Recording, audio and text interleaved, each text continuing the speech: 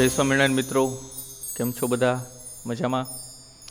શ્રી સ્વામિનારાયણ ગુરુકુળ રાજકોટ સંસ્થાન દ્વારા આયોજિત SGIS ઓનલાઈન ગુરુકુળમાં હું જતીન ડાભી ફરી એકવાર આપ બધાનું હાર્દિક સ્વાગત કરું છું. મિત્રો, લાસ્ટ લેક્ચરની અંદર આપણે માત્ર અચળ પ્રયોગી ગતિના સમીકરણોની જ ચર્ચા કરેલી છે, જે અહીંયા આપણે ફરીવાર હું લખી દઉં છું, જે તમને રિવિઝન ટાઈપ થઈ જાય. 3 અચળ પ્રયોગી ગતિના સમીકરણો હતા. મિત્રો, યાદ રાખવાનું છે તમારે 3 સમીકરણ. અચળ પ્રવેગી ગતિના સમીકરણો. કેટલા સમીકરણો હતા? 3. ફટાફટ બોલો, કયા કયા સમીકરણો હતા? તો પહેલું સમીકરણ હતું v બરાબર v0 પ્લસ at.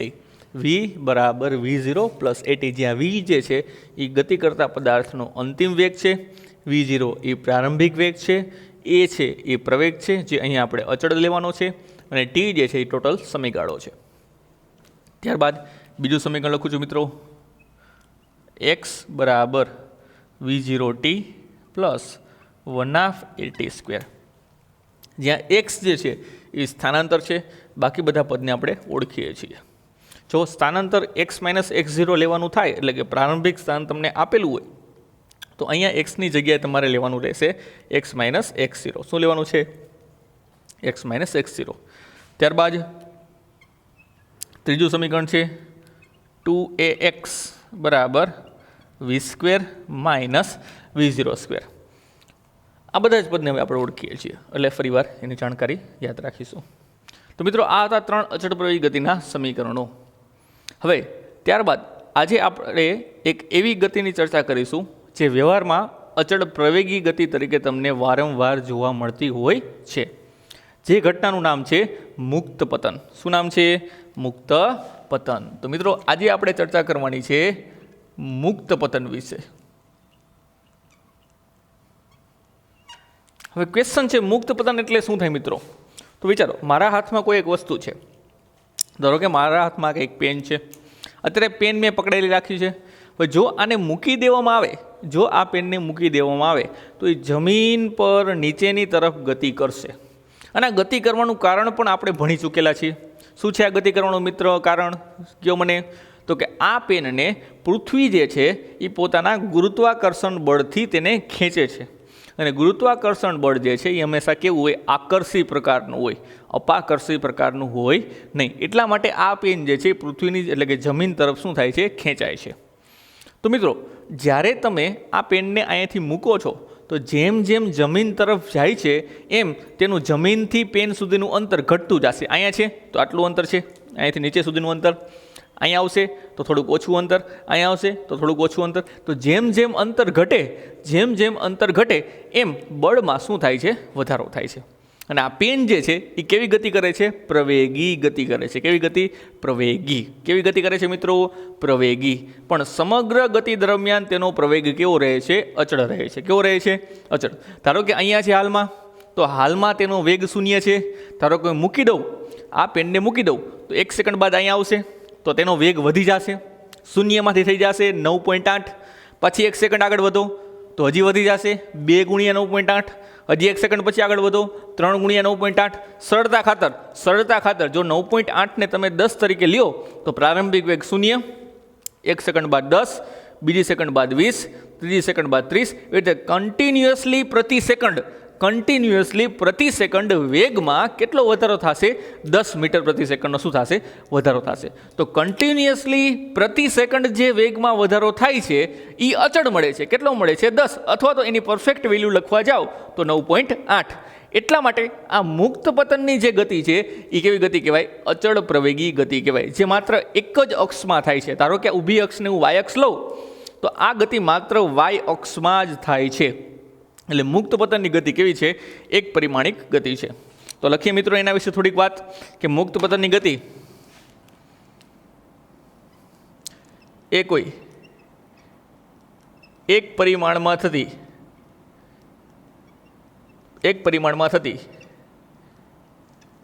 અચળ પ્રવેગી ગતિ છે. એક પરિમાણમાં થતી અચળ પ્રવેગી ગતિ છે. અને મુક્ત પતન એટલે શું? જ્યારે કોઈ પદાર્થને પૃથ્વીથી અમુક ઊંચાઈ મૂકવામાં આવે ત્યારે એ પૃથ્વીને અનુલક્ષીને ઊભી એટલે તો એક પરિમાણમાં જે ગતિ કરે છે અચળ પ્રવેગથી, એ ગતિને શું કહેવાય છે? મુક્ત પતન કહેવાય છે, ગુરુત્વાકર્ષણ બળની અસર હેઠળ. અને અહીંયા કીધું આપણે, અહીંયા જે પ્રતિ સેકન્ડ તમે પેનને મૂકશો, ધારો કે આ જ પેનને ફરી એકવાર હું લઉં છું, આ પેનને અહીંથી મૂકી દઉં, તો પ્રતિ સેકન્ડ જે વેગમાં વધારો થાય છે એને પ્રવેગ તરીકે ઓળખીશું આપણે. અને પ્રવેગ જે છે એ વૈજ્ઞાનિક રીતે શોધાયેલો છે, જેનું મૂલ્ય છે તમારું 9.8 મીટર પ્રતિ સેકન્ડ, જેને શું કહેવામાં આવે છે? ગુરુત્વ પ્રવેગ કહેવામાં આવે છે. શું કહેવામાં આવે છે મિત્રો? ગુરુત્વ પ્રવેગ. કેમ? તો ગુરુત્વાકર્ષી બળના લીધે ઉદ્ભવેલો પ્રવેગ છે, એટલે આપણે નામ આપી દઈશું ગુરુત્વ પ્રવેગ.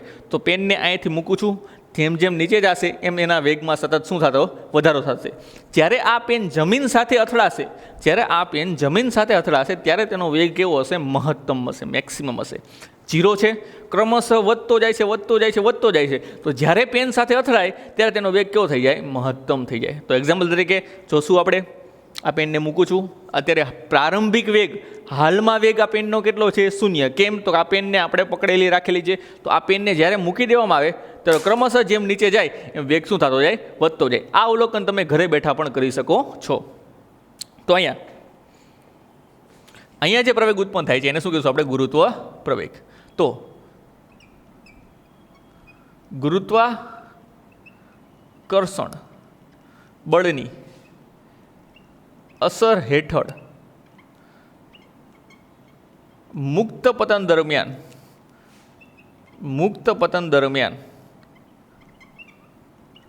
ઉદ્ભવતા પ્રવેગને ગુરુત્વ પ્રવેગ કહે છે. મુક્ત પતન દરમિયાન ઉદ્ભવતા પ્રવેગને શું કહે છે? ગુરુત્વ પ્રવેગ કહે છે. આ ગુરુત્વ પ્રવેગનું મૂલ્ય જેને આપણે હવે જી વડે દર્શાવશું, સંજ્ઞા શું આપી દીધી? જી. ગુરુત્વ પ્રવેગનું મૂલ્ય 9.8 મીટર પ્રતિ સેકન્ડ સ્ક્વેર છે. શું છે? 9.8 મીટર પ્રતિ સેકન્ડ. આ મિત્રો યાદ રાખવાનું છે ગુરુત્વ પ્રવેગનું મૂલ્ય ખાસ, જેને સરળતા ખાતર ક્યારેક આપણે 10 પણ લઈ લેશું. જો તમને રકમમાં આપેલું હોય કે 10 લ્યો તો 10 પણ લેવાની છૂટ છે. તો આ થયો ગુરુત્વ પ્રવેગ. ચલો, હવે આ ગુરુત્વ પ્રવેગને અનુલક્ષીને આપણે તેના અચળ પ્રવેગી ગતિ છે મુક્ત પતન. તો એ અચળ પ્રવેગી ગતિ માટેના સમીકરણો કઈ રીતે લાગુ પાડી શકાય એની જાણકારી મેળવીએ. પણ તમને કીધું એ પ્રમાણે મુક્ત પતન દરમિયાન હંમેશા પદાર્થનો અથવા તો ગતિ કરતા કણનો પ્રારંભિક વેગ કેવો રહેશે? 0. મુક્ત પતન દરમિયાન ગતિ કરતા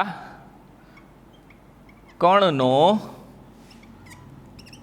પ્રારંભિક વેગ, જેને આપણે જનરલી V0 વડે દર્શાવી છે, એ કેવો રહેશે? 0 થશે. કેવો રહેશે? 0 થશે. આની પણ માહિતી તમારે ખાસ યાદ રાખવાની છે. મુક્ત પતન કીધેલું હોય તો પ્રારંભિક વેગ હંમેશા કેવો લેવાનો? 0 જ લેવાનો રહેશે. ચલો, તો આટલી વસ્તુ આપણી પાસે છે અને એને અનુરૂપ આપણે ચર્ચા કરીએ 3 સમીકરણો. તો 3 સમીકરણો અહીંયા કઈ રીતે લાગુ પાડી શકાય એની ચર્ચા હવે આપણે કરીએ. તો આના માટે અચળ પ્રવેગી ગતિના સમીકરણો. ચલો, પહેલું સમીકરણ મિત્રો, પહેલું સમીકરણ છે v બરાબર v0 પ્લસ at. એ એટલે પ્રવેગ. અહીંયા તમે લીધો છે 9.8. પણ સરળતા ખાતર માત્ર થિયરી પૂરતી જ ચર્ચા છે. આ સરળતા ખાતર અહીંયા જે પેનની ગતિ થઈ, આપણે કીધું પ્રમાણે અહીંયા જે પેનની ગતિ થઈ, પેનની ગતિ એ કઈ બાજુ થઈ? નીચેની બાજુ. એટલે કે આખી જે અક્ષ છે એને વાયક્ષ કહીએ છીએ આપણે. વચ્ચેનું કોઈ ઉગમ બિંદુ સ્વીકારો તો ઉગમ બિંદુથી ઉપરની બાજુ ધન વાયક્ષ અને ઉગમ બિંદુથી નીચેની બાજુ શું છે? ઋણ વાયક્ષ. કારણ કે કોઈ પણ પદાર્થ છે અહીંયા પદાર્થ જે ગતિ કરે છે એ કંઈક આ રીતે કરે છે, નીચેની બાજુ. તો આખી અક્ષ જે છે એને વાયક્ષ વિચારી લ્યો, તો ઉપરનું પ્લસ વાય થાય, નીચેની શું થાય? Minus Y. આ છે વચ્ચેનું ઉગમ બિંદુ. તો પદાર્થ ખરેખર આવવાનો છે ક્યાં? નીચે. એટલે કઈ દિશામાં આવવાનો છે? ઋણ દિશામાં આવવાનો છે. કઈ? ઋણ દિશામાં. જો પદાર્થ અહીં ઋણ દિશામાં ગતિ કરે છે તો સરળતા ખાતર તમે પ્રવેગ પણ ઋણ લઈ શકો છો. કેવો લઈ શકો છો? ઋણ લઈ શકો છો. તો અહીંયા પ્રવેગની વેલ્યુ આપણે કેવી લેશું? ઋણ લેશું. તો v m ના m, v0 પ્રારંભિક વેગ કેવો છે? 0 વત્તા એ કેટલો છે? 9.8. પણ એને કેટલો લેશું? -9.8 સરળતા ખાતર ઇન્ટુ t. તો અહીંયા વધશે વી બરાબર -9.8 ઇન્ટુ ટી. તો આ મળ્યું તમને અચળ પ્રવેગી ગતિ માટેનું પ્રથમ સમીકરણ. અચળ પ્રવેગી ગતિ માટેનું પ્રથમ સમીકરણ. પણ કોના માટે, કઈ ઘટના માટે? તો કે મુક્ત પતન માટે. ત્યારબાદ બીજું સમીકરણ જોઈએ. બસ આવી રીતે જ કિંમત મૂકવાની છે. એક્સની જગ્યાએ હું વાય લખું છું, કારણ કે સ્થાનાંતર કઈ દિશામાં થાય છે? વાય દિશામાં. તો એક્સની જગ્યાએ માત્ર શું લખેલું છે? વાય. વાય બરાબર V0. V0 તો કેવો છે? શૂન્ય. એટલે આ પદ આખે આખું કેવું થઈ જશે? 0 થઈ જશે. પ્લસ 1/2 એની જગ્યાએ શું લખવાનું છે? 9.8. એની જગ્યાએ શું લખવાનું છે? 9.8 પણ -9.8 t². ચલો 9.8 t². હવે આપણે આ જ 98ના 2 ભાગ કરવાના છે. 98 થયું, 9.8 એટલે શું થયું? 98. તો આના 2 ભાગ કરો. ચલો 2 ભાગ કરો ફટાફટ કયો મને. તો આ થશે 49 એટલે -4.9 t². તો આ થયું મિત્રો અચળ પ્રવેગી ગતિ માટે ખાસ કરીને મુક્ત પતન માટેનું સમીકરણ નંબર 2. ત્યારબાદ આપણે ચર્ચા કરીએ સમીકરણ નંબર 3ની. તો સમીકરણ નંબર 3 શું હતું વિચારો મિત્રો? સમીકરણ નંબર 3 હતું 2ax બરાબર v² - v0². બગડો એમના એમ. એની જગ્યાએ પ્રવેગની જગ્યાએ તમારે લેવાનું છે 9.8 પણ -9.8 ઇન્ટુ એક્સ. એક્સની જગ્યાએ આપણે લખીશું વાય બરાબર v². અંતિમ વેગ ખબર નથી પણ પ્રારંભિક વેગ કેવો છે? 0. એટલે v² - 0. v0 આપણે કેવો લેવાનો છે? 0 લેવાનો છે. ચલો આનું સાદું રૂપ આપીએ તો 98 ગુણ્યા 2. 98 ગુણ્યા 2. ચલો 8 દુ 16, 16 6 1 વધી 1 તો 9 દુ 18, 18 ને 19 એટલે 19.6. પણ કેવા લેવાના? માઇનસ લેવાના. માટેને થોડીક વાર આ બાજુ લખીએ. 19.6 વાય બરાબર v². તો મિત્રો આમાં આને થોડુંક વ્યવસ્થિત સ્વરૂપમાં લખવું હોય તો v² બરાબર થાય -19.6 વાય. જ્યાં વાય છે શું છે? સ્થાનાંતર છે. જ્યાં વાય જે છે એ શું છે? કરેલું સ્થાનાંતર. આ યાદ રાખવાનું. તો આ 3 સમીકરણો આમાંથી કેવા ટૂંકા થઈ ગયા? સાવ એકદમ ટૂંકા થઈ ગયા 3 સમીકરણો. તો આ થયા અચળ પ્રવેગી ગતિના સમીકરણો. પણ કઈ ઘટના માટે? માત્ર ને માત્ર મુક્ત પતન માટે. તો તમને એમ કે 2 માર્કના ક્વેશ્ચનની અંદર કે મુક્ત પતન એટલે શું અને તેના માટે અચળ પ્રવેગી ગતિના સમીકરણો મેળવો, તો ખાલી આટલી જ વસ્તુ તમારે કરવાની રહેશે.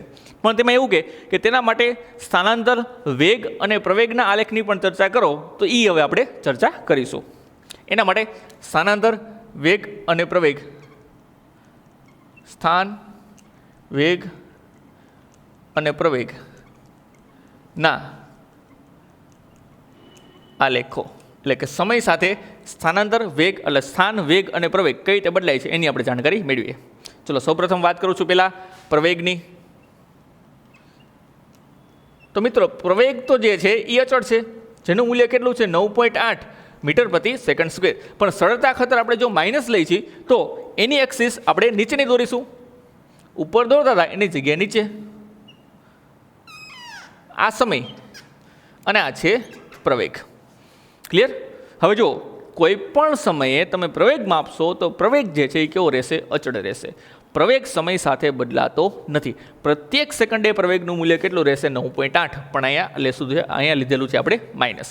તો આ જે છે અહીંયા બધા માઇનસ અંકો લખેલા છે. વિચારી લ્યો કે આ 0 છે, આ છે -5, આ છે -10. બસ આગળ નથી જવાનું કારણ કે આપણી વેલ્યુ શું છે? 9.8. તો 9.8 ક્યાં આવે મિત્રો? તો કે 9.8 અહીંયા આવે 9.8 ધારો કે. તો આ વેલ્યુ સમગ્ર સમય દરમિયાન કેવી રહેશે? અચળ રહેશે. 5મી સેકન્ડે પણ 9.8, 10મી સેકન્ડે પણ 9.8, 11મી સેકન્ડે પણ 9.8 અને બધા બિંદુને જોડો તો આલેખ કેવો મળે? આવો મળે. કેમ? તો કે અહીંયા પ્રવેગ જે છે એ કેવો છે? અચળ. કોણ? પ્રવેગ. પ્રવેગ કેવો છે? અચળ છે. કેટલો છે? 9.8 મીટર/સેકન્ડ². એટલે આલેખ જે છે કેવો મળશે? આવી સીધી લાઈન એટલે સમય અક્ષને સમાંતર મળશે. ચલો ત્યારબાદ ચર્ચા કરીએ. ત્યારબાદની ચર્ચા કરીએ વેગ માટે. ચલો વેગ એટલે વેલોસિટી. એના માટે પણ ઋણ વાય અક્ષર લેશું નીચેની બાજુ. આ છે સમયની અક્ષ, આ છે વેગ. ચલો વેગ આપણને ખબર છે મીટર/સેકન્ડમાં માપીએ છીએ અને સમય સેવામાં માપીએ છીએ સેકન્ડમાં. તો વેગનો આલેખ કેવો મળે? તો વેગ વિરુદ્ધ સમયની અંદર આપણે આલેખ જે મેળવવાનો છે કેવો મળશે? તો કે સુરેખા મળશે. કેમ? તો કે પ્રવેગ કેવો છે? અચળ છે તો આલેખ જે છે એ કેવો મળે? સુરેખા, જેની જાણકારી આપણે અગાઉ મેળવી ચૂક્યા છે. તો આલેખ સુરેખા ફરી એકવાર, પણ હવે આ બાજુ સુરેખા ઉપર નહીં, નીચે દોરવાનો, ખાલી ઉલટાવી નાખવાનો છે. એવું હોય તો જે આપણે આલેખ જોયા હતા એમાં ખાલી નીચેની બાજુ મિરર મૂકી દો, અરીસો મૂકી દો, તો એ આલેખ ઉલટો થઈને નીચે બતાવે. તો આ થયો વેગ. એટલે ક્રમશઃ વેગ વધતો જશે. ધારો કે અહીંયા લખું છું -10, -20, -30, -40. એટલે વેગમાં ક્રમશઃ શું થશે? વધારો. પણ કઈ દિશામાં? તો કે નીચેની દિશામાં. એટલા માટે આપણે વેગમાં થતો વધારો કેવો લીધો છે? માઇનસ લીધેલો છે. ત્યારબાદ વાત કરી સ્થાનાંતરની અથવા તો સ્થાનની. તો સ્થાન માટેનો આલેખ, ચલો એની પણ ચર્ચા કરેલી સાથે સાથે. આ છે x, આ છે t, આ છે તેનો ઉગમ બિંદુ. તો અહીંયા તમારે વેગમાં વધારો કરવાનો છે. જો વેગમાં વધારો કરવો હોય તો x વિરુદ્ધ t નો આલેખ કેવો મળવો જોઈએ? આવો મળવો જોઈએ. યાદ કરો, લાસ્ટ થિયરીની અંદર આપણે ચર્ચા કરેલી હતી અચળ પ્રવેગ ગતિના સમીકરણો પહેલાં. તો અહીંયા આપણને x વિરુદ્ધ t નો આલેખ ઉપર મળતો તો આમ મળતો આમ. એના માટે વેગ વધાય, વેગ વધે એટલે પ્રવેગ કેવો થાય? અચળ. તો એને મિરર તરીકે મૂકવાનો છે, કારણ કે અહીંયા આપણે જે સ્થાન લીધેલું છે એ કેવું લીધેલું છે? ઋણ લીધેલું છે. તો અહીંયા સ્થાન લખી દઈએ -10, -20, -30, -40. પણ આ શેમાં માપવાનું? મીટરમાં. આ શેમાં માપવાનું? મીટર પ્રતિ સેકન્ડમાં. અને આ શેમાં માપવાનું? મીટર પ્રતિ સેકન્ડ સ્ક્વેરમાં. તો આથી મિત્રો મુક્ત પતન માટે આલેખની ચર્ચા, મુક્ત પતનના આલેખની ચર્ચા.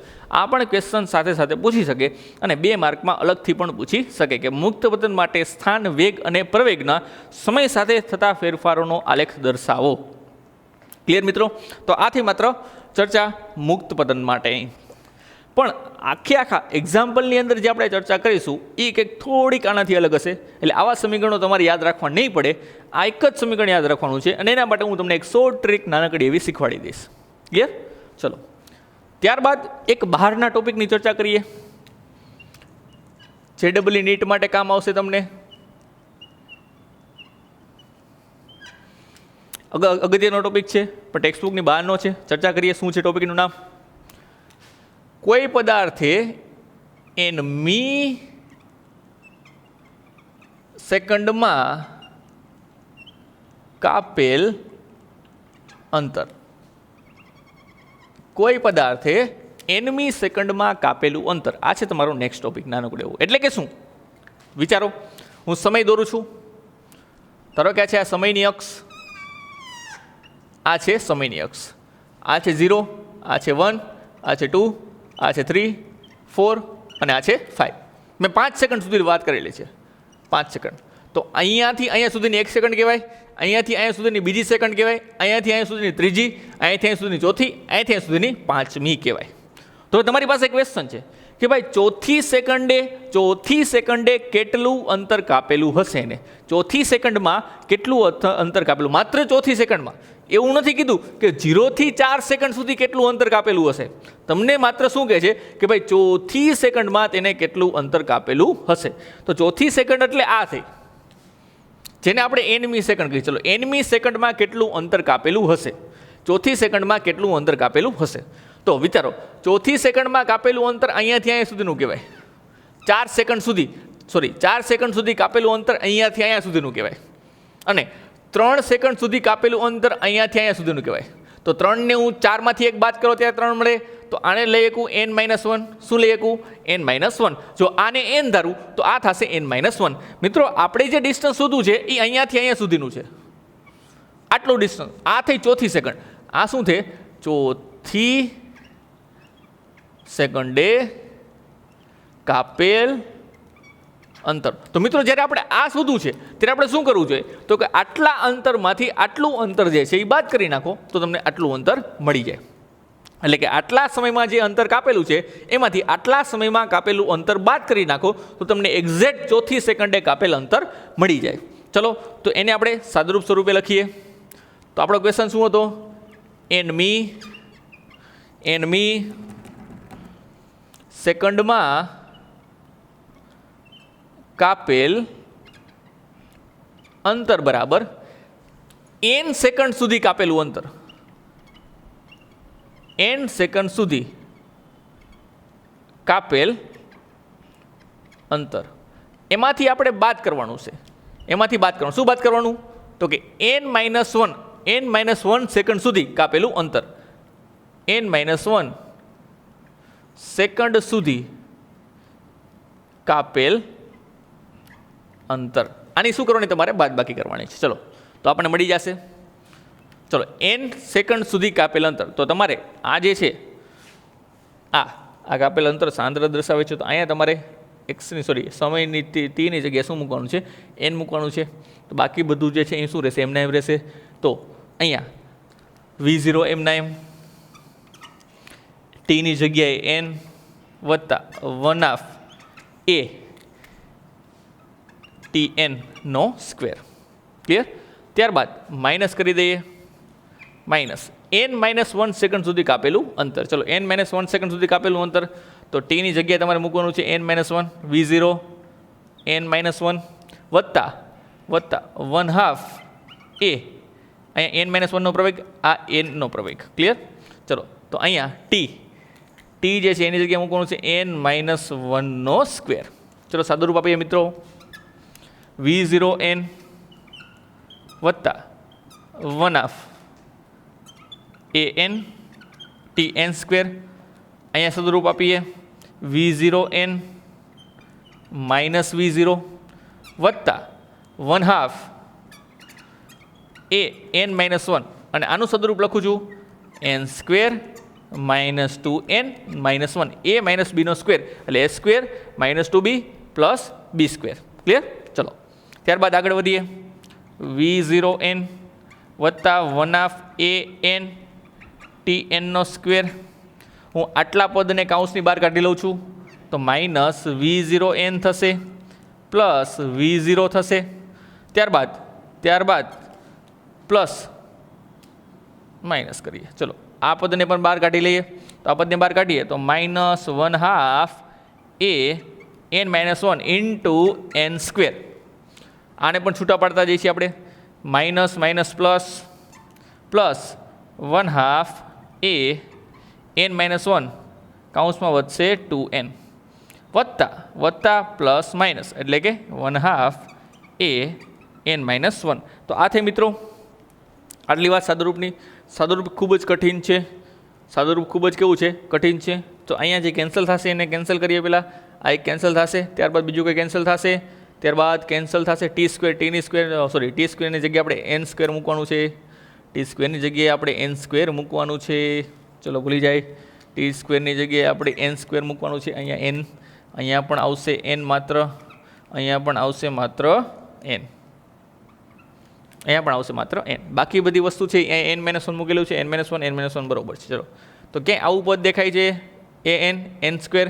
ચલો પ્રવેગ અચળ હોય ત્યારની વાત કરીએ. જો પ્રવેગ અચળ હોય તો અહીંયા જેટલો પ્રવેગ હશે એટલો જ પ્રવેગ અહીંયા હશે. તો આને પણ an વડે દર્શાવી શકાય. આ બધી જગ્યાએ તમે શું લખી શકો? an લખી શકો. જો અચળ પ્રવેગ હોય તોની વાત છે. અચળ પ્રવેગ હોય તોની વાત છે. તો આ બધી જગ્યાને an વડે તમે દર્શાવી શકો. ચલો તો બીજું એક પદ કેન્સલ થાય. આ પ્લસ છે, આ માઇનસ છે, આ ત્યારબાદ બીજું એક પદ કેન્સલ થશે. ચલો બાકી કોઈ પણ પદ કેન્સલ થશે નહીં. ત્યારબાદ સાદુરૂપ આપીએ. v0 એમના એમ વધે છે એ પદ લખો વત્તા a2. આ 2 કેન્સલ થઈ જાય. ચલો તો અહીંયા 2 પણ લખવાની જરૂર નથી. તો અહીંયા વધશે an ઇન્ટુ a અથવા તો an. ચલો an લખી દઈએ. Minus 1/2 an. ક્લિયર? ચલો આમાંથી an અથવા તો પ્રવેગ બહાર કાઢી લ્યો. તો પ્રવેગને બહાર કાઢતા a અહીંયા વધશે n-1/2. શું વધશે? n-1/2. અહીંયા તમે સરળતા ખાતર લસા લઈ લ્યો તો આવું થશે બરાબર 2v0 બે આની સાથે ગુણાય વત્તા a કાઉન્સમાં n-1 આખાના છેદમાં 2. તો આ થયું કાપેલું કુલ અંતર. કેટલા સમયમાં? તો કે nમી સેકન્ડમાં કાપેલું અંતર. nમી સેકન્ડમાં કાપેલું અંતર. જ્યાં v0 એ તેનો પ્રારંભિક વેગ છે, a છે એનો પ્રવેગ છે, n એ જે તે સેકન્ડની વાત કરીએ છીએ એનું મૂલ્ય છે, અને છેદમાં શું આવશે? 2 આવશે. છેદમાં શું આવશે? 2 આવશે. તો તો મિત્રો આ થઈ એક એક્સ્ટ્રા ચર્ચા JEE નીટને લગતી કે તમે આ રીતે એનમી સેકન્ડમાં કાપેલું અંતર પણ શોધી શકો છો. જો પ્રવેગ અચળ આપેલો હોય તો જ આ ચર્ચા કરવાની થશે. એટલે આ પ્રવેગ અને આ પ્રવેગ બંને કેવા થશે? સમાન થશે. બંને સેકન્ડના સમય પ્રવેગ જે છે એ કેવા થશે? એક જ સરખા થશે. ત્યારની જ આપણે આ ચર્ચા કરેલી છે. તો પહેલેથી તમે આની જગ્યાએ માત્ર એ દર્શાવશો તો પણ ચાલશે. આની જગ્યાએ માત્ર શું દર્શાવશો? એ દર્શાવશો તો પણ ચાલશે. પણ આપણે AN દર્શાવેલું છે તો છેક સુધી આપણે AN અને ANની કિંમત આપણે છેલ્લે મૂકી દીધી A. ક્લિયર? તો આ થયું સાદુરૂપ મિત્રો. તો આ થઈ ચર્ચા ગુરુત્વ પ્રવેગની, મુક્ત પતનની અને એક નાનકડા એવા ટોપિકની. હવે આપણે મુક્ત પતનની થિયરી સમજ્યા બાદ, અચળ પ્રવેગ ગતિના સમીકરણ મેળવ્યા બાદ હવે નેક્સ્ટ લેક્ચરમાં આપણે વાત કરીશું તેના દાખલાઓની અને તેના MCQની. તો આ થઈ થિયરિટિકલ ચર્ચા. હવે નેક્સ્ટ લેક્ચરમાં આપણે ચર્ચા કરવાની છે તેના MCQ એટલે કે મેથેમેટિકલ ચર્ચા અને દાખલાઓની ચર્ચા. તો મળીએ મિત્રો ત્યાં સુધી નેક્સ્ટ લેક્ચરમાં. જય સ્વામિનારાયણ.